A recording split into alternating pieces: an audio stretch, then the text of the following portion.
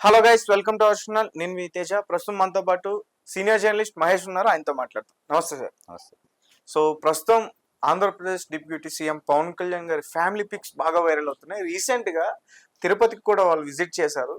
And సాధారణంగా ఇప్పటి వరకు పవన్ కళ్యాణ్ గారి పిల్లలు అకిరా నందన్ అలాగే ఆద్య రేణుదేశాయికి జన్మించిన వాళ్ళు మాత్రమే తెలుసు. అండ్ తర్వాత వేరే మ్యారేజ్ చేసుకున్న తర్వాత ఆ, మార్క్ శంకర్ అతని పేరు కూడా బయటకు వచ్చింది.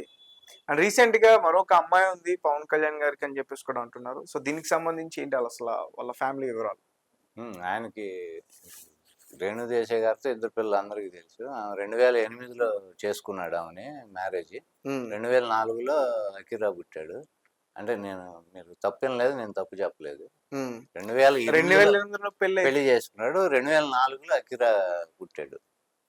అండ్ ముందు ఆయన పుట్టిన తర్వాత ఆయన పెళ్లి చేసుకున్నాడు. ఓకే.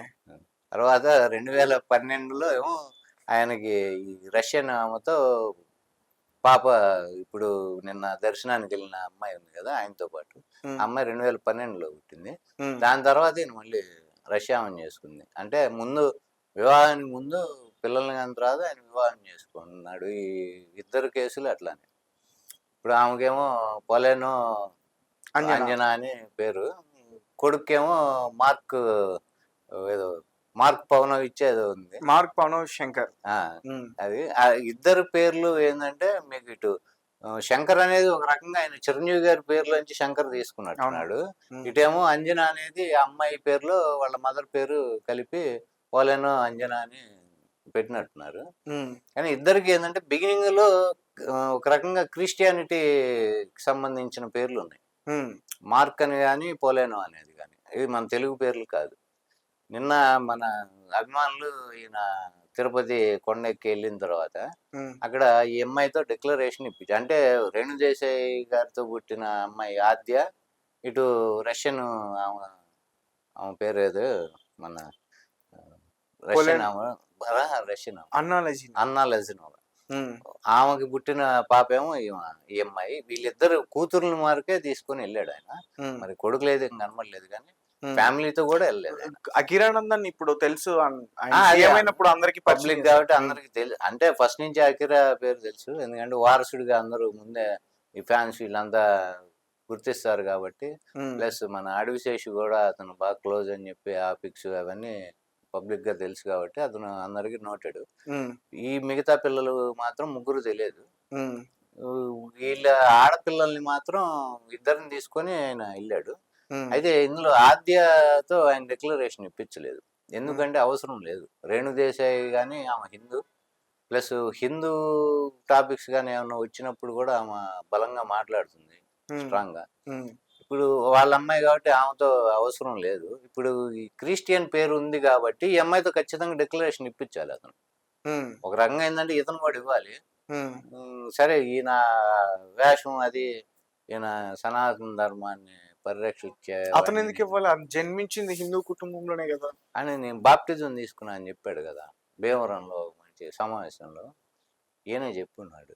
నేను పవన్ కళ్యాణ్ గారు చెప్పారా? ఆయనే చెప్పుకున్నాడు, నేను చెప్పట్లా, ఆయనే చెప్పాడు. ఇప్పుడు సనాతన ధర్మం అంటే దానికి సంబంధించిన పర్టికులర్ గా ఖచ్చితంగా చేయాల్సి ఉంటుంది. అలాగే క్రిస్టియానిటీలో బాప్తిజం తీసుకుంటే కొన్ని ఖచ్చితంగా పాటించాలి శ్రద్ధగా అంటారు కదా సార్. పాటించడం కాదు, బాప్టిజం తీసుకున్నాడు అంటేనే క్రిస్టియానిటీలోకి కన్వర్ట్ అయినట్టు. మతాన్ని హిందూ మతం నుంచి క్రిస్టియానిటీలో కన్వర్ట్ అయినట్టు. ఆయనే చెప్పుకున్నాడు నేను బాప్టిజం తీసుకున్నాను అని. మరి అంటే హిందూ మతం నుంచి క్రిస్టియన్ మతం అంతే కదా. ఇప్పుడు మళ్ళీ ఇంకో మీటింగ్ లో, నేను చిన్నప్పటి నుంచి సనాతన ధర్మం పాటించేవాడిని, మా ఇంట్లో పొద్దు నుంచి రాత్రి దాకా నిద్రపోయేదాకా రామనామం మోగుతూనే ఉండేది. మరి అంత రామనామం మోగేవాడు బాప్టిజం తీసుకోవడం ఒక విచిత్రం. అది చెబుతాడు, ఇది చెబుతాడు, ఈయన రెండు చెబుతాడు. కానీ వాళ్ళ ఇప్పుడు ప్రెసెంట్ వైఫ్ ఎవరైతే ఉన్నారో లజీనా, ఆమె ఆయన గెలిచినప్పుడు హారతి ఇవ్వటం, అలాగే టెంపుల్స్ కూడా హిందూ ఆలయాలకు కూడా చాలా ట్రావెల్ చేస్తుంది. అవన్నీ కూడా బయటకు వచ్చాయి కదా సార్. హారతి ఇవ్వటం అనేది వేరండి. ఒక రకంగా మనం హారతి సాధారణంగా మన హిందూ ధర్మంలో ఉంటాయి అట్లాంటివి. వెల్కమ్ చేయడానికి హారతి ఒకటి ఇస్తాము, దైవానికి సంబంధించిన విషయం కాదు అది. రెండోది దిష్టి తీయటానికి కూడా మనం హారతి ఇస్తుంటాం ఒక్కొక్కసారి. ఈ రెండు విషయాల్లోనూ మనం ఆర్దిస్తాం కదా. ఉమ్, ఆ ఉద్దేశం అక్కడ తీసుకోవచ్చు మనం. ఈయన ప్రచారానికి వెళ్ళి వస్తేనో ఇంకోటి జరిగితే ఆరదీయటం జరుగుతుంది. కానీ ఉమ్, ఇప్పుడు ఇంతకుముందు రాజశేఖర రెడ్డి గారు కూడా ప్రచారం నుంచి వస్తే ఈయన విజయమ్మ గారు ఆరతిచ్చి గుమ్మడికాయ కొట్టేవాళ్ళు. ఉమ్, అవి మనం వీడియోల్లో కూడా చూస్తాం. ఇప్పటికీ అవి మీకు కనబడతాయి. అది వేరు, ఇది వేరు. కానీ ఆమె నిన్న దర్శనానికి అయితే ఆమె రాలేదు. మీరు ఇంకోటి గమనిస్తే నిన్న విజయవాడ కనకదుర్గ గుడి మెట్లు అడిగాడు, ఈయన గుడికి పోయాడు. అంతకుముందు ఎలక్షన్ ముందు ఈయన హోమాలు చేశాడు. అవును. మేము అందరూ చూసాం కదా, పూజలు హోమం. ఏటిలో ఆమె లేదు కదా. ఉమ్, హోమం కూడా ఒకటే కూర్చొని చేశాడు ఆయన. అప్పుడు కూడా కొంతమంది విమర్శ చేశారు, భార్య లేకుండా కూర్చొని హోమం చేశాను. హోమం చేసేటప్పుడు భార్య భర్తలు కూర్చొని చేస్తారు. ఉమ్, మరి ఆమె కూడా లేకుండానే చేశాడు. అప్పుడు కూడా కొంతమంది మన వైసీపీ వాళ్ళు కొంతమంది విమర్శ చేశారు, భార్య లేకుండా చేస్తున్నాడని. అట్లా నిన్న దర్శనానికి కూడా ఆమె రాలేదు, పిల్లలిద్దరిని తీసుకొచ్చాడు. ఏం క్రిస్టియన్ పేరు ఉంది కాబట్టి ఈ అమ్మాయితో డిక్లరేషన్ ఇప్పించాడు. ఉమ్, డిక్లరేషన్ ఇప్పించి ఈయన గార్డియన్గా సంతకం పెట్టాడు. ఈయన దానిలో ఆయన అమ్మాయికి నేను గార్డియన్ అన్నట్టు సంతకం పెట్టాడు. ఉమ్, ఈయన కూడా డిక్లరేషన్ ఇస్తే బాగుండేది ఒకవేళ. ఎందుకంటే జగన్మోహన్ రెడ్డిని కూడా అడుగుతున్నారు కదా. ఉమ్, ఇంతకుముందు ఈయన సనాతన ధర్మం పాటించేవాడిని, నేను హిందువుని అని అన్నిసార్లు మైక్లో చెప్పుకున్నాడు. ఒక పదవిలో ఉన్నాడు. ఉమ్. ప్లస్ ఆయన వేషధారణ అది చూసి ఆయన అడగని అవసరం లేదని అనుకున్నారు. ఎందుకంటే ఆయన బొట్లు అవి పెట్టి వేషధారణ సరే, ఇప్పుడు డిక్లరేషన్ ఇప్పించినంత మాత్రాన వాళ్ళు అలానే ఉంటారని ఎట్లా ఇదవుద్ది? అంటే ఇంక తప్పదు, నమ్మాలి. ఇప్పుడు మనం ఒకటి మనం నమ్మాలి. ఎవడైనా ఇప్పుడు మనం ఉన్నామండి, బొట్టు పెట్టుకున్నాము అంటే మనం వేరే మతం కాదు, నా మతం ఇది అని ఇండైరెక్ట్ గా మనం చెప్తున్నట్టే కదా. ఉమ్, మనం హిందూ మతానికి ప్రత్యేకంగా బొట్టు పెడతాం. అట్లా బొట్టు పెట్టామంటే నేను హిందువునని మనం క్లియర్ గా చెప్తున్నట్టే కదా. ఉమ్, అలాగే ఈయన అట్లా ఆ వేషధారణ ఉంది కాబట్టి అడగకపోయి ఉండొచ్చు ఇంకోటి. కానీ ఇదే వ్యక్తులు జగన్మోహన్ రెడ్డిని అడుగుతున్నారు. ఆయన చాలా సార్లు తిరునామం పెట్టుకున్నాడు. ఉమ్. మన సాంప్రదాయమైన బట్టలతో తిరుమల వెళ్ళాడు చాలా సార్లు.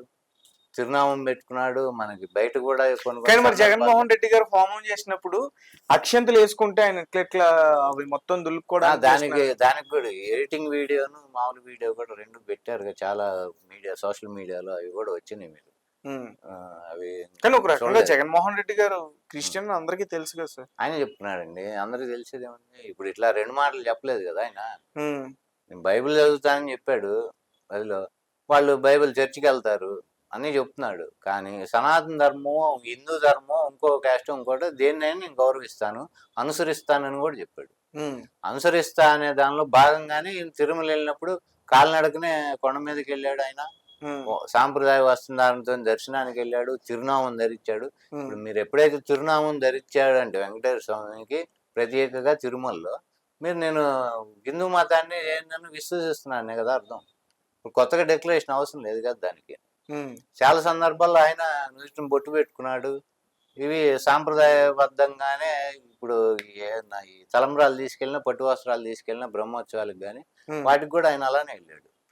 ఆ సాంప్రదాయమైన దుస్తులతోనే ఆ పంచాను అది కట్టుకొని కండువా వేసుకొని పైన మీకు ఇది చుడతారు వీళ్ళు అక్కడ తిరుమలలో, మీకు నెత్తి మీద వస్త్రాలు పెట్టుకొని వెళ్ళాడు. ఆయన సాంప్రదాయబద్ధంగా వెళ్ళాడు. మన ధ్వజస్తంభానికి మొక్కటం కానీ అవన్నీ అక్కడ ఎట్లా ఆశీర్వచనం తీసుకోవడం, వేద ఆశీర్వచనం అవన్నీ ఈ పద్ధతి జరిగినప్పుడు ఇప్పుడు డిక్లరేషన్ పెద్దగా మళ్ళీ కొత్తగా అవసరం లేదు, అంతే కదా. షాపుకి వెళ్ళి నువ్వు ప్రతిసారి ఇవ్వాలి అన్నా కూడా అది అసలు ఎక్కడ లేదు ఇవ్వాలి అనేది. అది అడగటం విచిత్రం ఏంటో, మరి ఇక్కడ అడగపోవటం అదేం విచిత్రం. కూతురికి ఇచ్చాడు అంటే అర్థం, ఈయన డిక్లరేషన్ ఇప్పించాడంటే అర్థం అమ్మాయి క్రిస్టియన్ గానే ఉంది అనే కదా, రికార్డెడ్గా హిందూగా రిజిస్టర్ అవ్వలేదనే కదా అర్థం, అంతేగా. మరి ఇది గమనించాలి కదా ఈ హిందూ మత దీనికి సంబంధించి బాగా వైరల్ అవుతున్నాయి బయట. ఇప్పుడు ఒక అభిమానం అనేది వెర్రితలలేసి అది వెర్రి అభిమానంగాను పిచ్చబెట్టినట్టు తయారవ్వకూడదు ఏదైనా. ఇప్పుడు దీన్ని ఈయన దీక్ష చేశాడు, ఇప్పుడు దీన్ని హైప్ క్రియేట్ చేసి బాగా ఓవర్ ఇచ్చేశారు. ఇప్పుడు ఈ మనకి అపచారం జరిగింది ఎక్కడండి మొన్న వీళ్ళనేది దేవస్థానంలో, ఎక్కడ లడ్డు విషయంలో, ఎక్కడ అది తిరుమలలో. మరి నా దీక్ష చేస్తా అని చెప్పి విజయవాడ కనకదుర్గం మెట్లు కడగటంటే అపవిత్రం ఏడ జరిగింది? ఆ మెట్లు కదా కడగాలి, ఉమ్, అంతే కదా. ఉమ్, తిరుమల మెట్లు అవి కడగాలి ఈయన అపవిత్రమైనందుకు. విజయవాడ కనకదుర్గమ్మ కొండ దగ్గర ఉన్న తక్కువ మెట్లు ఉంటాయి కాబట్టి అది ఎంచుకున్నట్టున్నాడు ఈయన. అదే తిరుపతి తిరుమల దాకా కొండ మెట్లు అలిపిరి మెట్లు ఇంకోటో ఈయన గడుక్కుంటూ పోతే ఉమ్, బాగుండేది కదా. అంటే మనం అది చేయలేం కాబట్టి, మనకి పబ్లిసిటీ కావాలి కాబట్టి ఇవైతే 4 మెట్లు కడిగేస్తే అయిపోతుంది అని చెప్పి ఇవి కడిగాడు. ఇక అపవిత్రం జరిగిందండి ఒక చోట జరుగుతుందని నువ్వే చెప్తూ, నువ్వు ఇంకో చోట పోయి మెట్లు కడుగుతుంది. కనకదుర్గమ్మ వారికి ఏం సంబంధం? ఇక్కడ కదా ఇష్యూ జరుగుతుంది. ఉమ్, నువ్వు అపవిత్రం అయింది ఇక్కడ కదా, నువ్వు అన్న మాట అప్పుడు ఇక్కడ చేయాలి కదా. నిన్న కొండ మెట్లు ఎక్కినప్పుడు చూశారు కదా, ఆప్సోపాలు పడి పాపం ఆయన 6 గంటల పాటు కొండ ఎక్కాడు ఆయన. ఉమ్, సహజంగా 3 గంటలు మాక్సిమం ఎవరికైనా పట్టేది, ఈయన 6 గంటలు పట్టింది. ఉమ్, అదేమంటే ఉపవాసాలు ఉండి 11 రోజులు ఈయన నీరసంతో ఎక్కలేకపోయాడు అంటున్నారు. అంతకుముందు కూడా 11 రోజులు అన్నం మానేసి అని చెప్పాడు ఆయన. ఉమ్, రాష్ట్రం డివైడ్ అయినప్పుడు 11 రోజులు అన్నం మానేసి ఎవడు బతకడు. అన్నం మానేసి అన్నాడు, ఇంకేం తిన్నాడు చెప్పలేదు. కానీ ఉమ్, ఇప్పుడు కూడా ఉపవాసం అంటే అర్థం చాలా మంది ఇది అభిమానం వెర్రితలు లేస్తే వాళ్ళకి అసలు ఏది చెప్పినా కానీ ఇంకా అదే మనోడు చెప్పిందే కరెక్ట్. ఏంటంటే ఉపవాసం అంటే ఏం తినకుండా ఉన్నాడు అని అర్థం కాదు కదా. ఉమ్, అసలు ఉపవాసం అంటేనే అర్థం ఏంటి? తిండి మానేయమని. తిండి నీళ్లు అన్ని మానేయమని ఎవడు చెప్పలేదు, అసలు శాస్త్రంలో ఎక్కడ లేదు. ఉమ్, ఉపవాసం అంటే ఏంటి అర్థం? దేవుడికి దగ్గరగా ఉంటాం అని అర్థం. తిండి మానేయటం అనేది అర్థం అందులో లేదు అసలు. ఓకే. ఉపవాసం అంటే, వాసము అంటే నివసించటం, అంటే దేవుడికి దగ్గరగా, దేవుడిని ధ్యానిస్తూ దేవుడికి దగ్గరగా ఉంటాని ఉపవాసం అంటారు. కానీ తిండి మానేసి పొట్ట మాడ్చుకొని నీరసాలు వచ్చి పడిపోయేటట్టు చేయమని కాదు ఉపవాసం అంటే. దాన్ని నిరాహార దీక్షలు అంటారు, తిండి మానేసి చేసేవాటిని. మన పొట్టి శ్రీరాములు గారు చేశారు పాపం ఆంధ్ర రాష్ట్రం కోసం. ఉమ్, అది నిరాహార దీక్ష. అది తిండి మానేసి, తిండి నీళ్లు అన్ని మానేసి ఆయన 52 రోజుల పాటు దీక్ష చేసి పాపం ఆయన చనిపోయారు. ఉమ్. అది దీక్ష అంటే. 11 రోజులు దీక్షలో ఉన్నప్పుడే చనిపోయారా? ఆయన నిరాహార దీక్ష చేసి తెలుగు రాష్ట్రం, ప్రత్యేక తెలుగు రాష్ట్రం కావాలని ఆయన అవును. ఉమ్, మద్రాసులో ఆయన నిరాహార దీక్ష చేశారండి. మంచిగా ఉన్న మనిషి ఒక అస్థిపంజరం లాగా అయిపోయి ఆయన చాలా బాధలు పడ్డాడు. 52 రోజుల పాటు ఆయన తిండి నిద్ర మానేసి అట్లానే మంచం మీద పడి ఉన్నాడు. ఆయన చనిపోయిన తర్వాత కదా ప్రత్యేక తెలుగు రాష్ట్రం ఇచ్చింది, గొడవలు అవుతాయి. ఉమ్, ఆయన త్యాగం చేసి తెలుగు రాష్ట్రం తీసుకొచ్చాడు. మనమే ఇట్లాంటి పిచ్చవాటికి వాటికి మనం రాజకీయ దీనికోసం, లబ్ధి కోసం ఇట్లా మనం ఉపవాసాలను ఇవన్నీ మాట్లాడుతున్నాం. నిరాహార దీక్ష చేస్తే బాగుండేది ఉపవాసం. Okay sir, thank you so much.